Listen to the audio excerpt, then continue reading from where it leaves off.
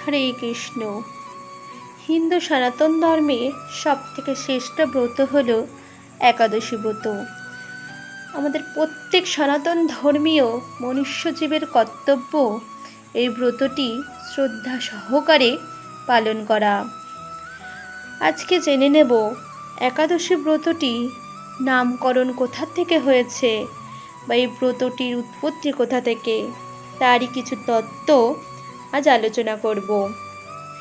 পদ্মপুরাণে একাদশী প্রসঙ্গে বলা হয়েছে, একসময় জৈমিনী ঋষি তার গুরুদেব মহর্ষি ব্যাসদেবকে জিজ্ঞাসা করলেন, হে গুরুদেব, একাদশী কি?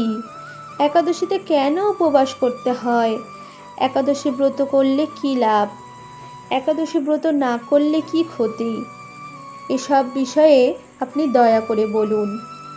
মহর্ষি ব্যাসদেব তখন বলতে লাগলেন, সৃষ্টির প্রারম্ভে পরমেশ্বর ভগবান এই জড় সংসারে স্থাবর জঙ্গম সৃষ্টি করলেন। মর্তলোকবাসী মানুষদের শাসনের জন্য একটি পাপ পুরুষ নির্মাণ করলেন।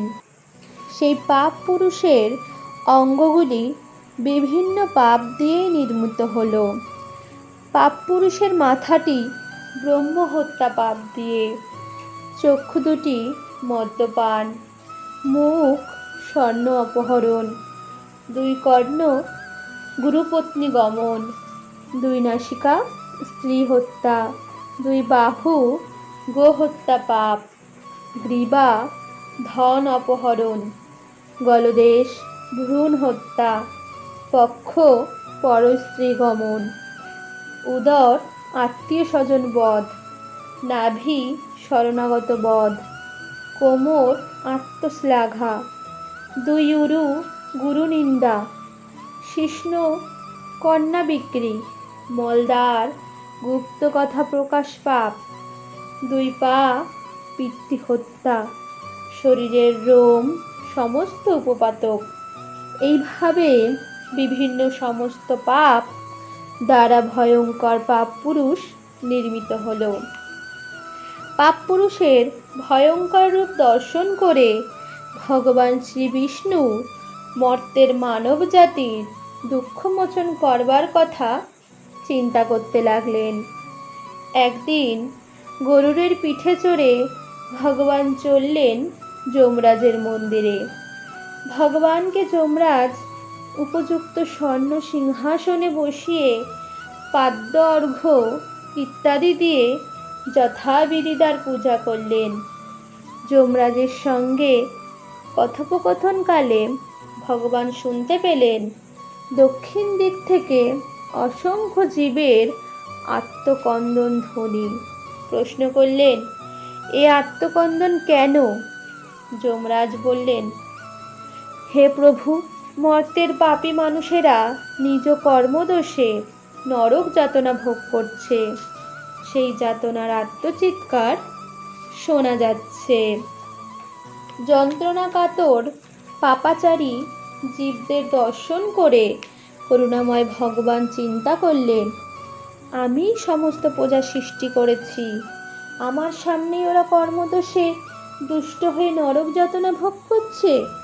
এখন আমি এদের সদ্গতির ব্যবস্থা করব।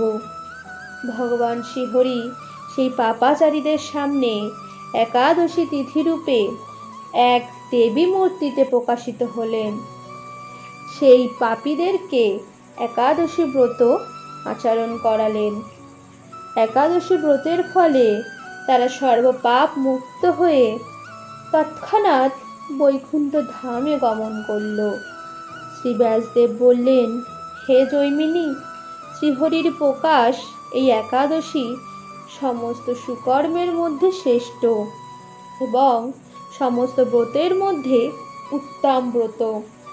কিছুদিন পরে ভগবানের সৃষ্ট পাপ পুরুষ এসে শ্রীহরির কাছে করজোড়ে কাতর প্রার্থনা জানাতে লাগলো, হে ভগবান, আমি আপনার প্রজা, আমাকে যারা আশ্রয় করে থাকে তাদের কর্ম অনুযায়ী তাদের দুঃখ দান করাই আমার কাজ ছিল। কিন্তু সম্প্রতি একাদশীর প্রভাবে আমি কিছুই করতে পারছি না, বরং ক্ষয়প্রাপ্ত হচ্ছি। কেননা একাদশী ব্রতের ফলে প্রায় সব পাপাচারীরা বৈকুণ্ঠের বাসিন্দা হয়ে যাচ্ছে। হে ভগবান, এখন আমার কি হবে? আমি কাকে আশ্রয় করে থাকব? সবাই যদি বৈকুণ্ঠে চলে যায়, তবে এই মত্ত জগতের কি হবে? আপনিই বা কার সঙ্গে এই মত্তে ক্রীড়া করবেন? পাপ পুরুষ প্রার্থনা করতে লাগলো, হে ভগবান, যদি আপনার এই সৃষ্ট বিশ্বে ক্রীড়া করবার ইচ্ছা থাকে, তবে আমার দুঃখ দূর করুন। একাদশী তিথির ভয় থেকে আমাকে রক্ষা করুন। হে কৈঠভানাসন, আমি একমাত্র একাদশীর ভয়ে ভীত হয়ে পলায়ন করছি। মানুষ, পশু পাখি, কীটপতঙ্গ, জলস্থল, বনপ্রান্তর, পর্বত, সমুদ্র, বৃক্ষ, নদী, স্বর্গমত্র, পাতাল, সর্বত্রই আশ্রয় নেওয়ার চেষ্টা করেছি, কিন্তু একাদশীর প্রভাবে কোথাও নির্ভয় স্থান পাচ্ছি না দেখে আজ আপনার শরণাপন্ন হয়েছি। হে ভগবান, এখন দেখছি আপনার সৃষ্ট অনন্ত কোটি ব্রহ্মাণ্ডের মধ্যে একাদশী প্রাধান্য লাভ করেছে। সেই জন্য আমি কোথাও আশ্রয় পেতে পারছি না। আপনি কৃপা করে আমাকে একটি নির্ভয় স্থান প্রদান করুন। পাপ পুরুষের প্রার্থনা শুনে ভগবান শ্রীহরি বললেন, হে পাপ পুরুষ, তুমি দুঃখ করো না। যখন একাদশী তিথি এই ত্রিভুবনকে পবিত্র করতে আবির্ভূত হবে, তখন তুমি অন্ন রবিশস্য মধ্যে আশ্রয় গ্রহণ করবে। তাহলে আমার মূর্তি একাদশী তোমাকে বধ করতে পারবে না। রাধে রাধে।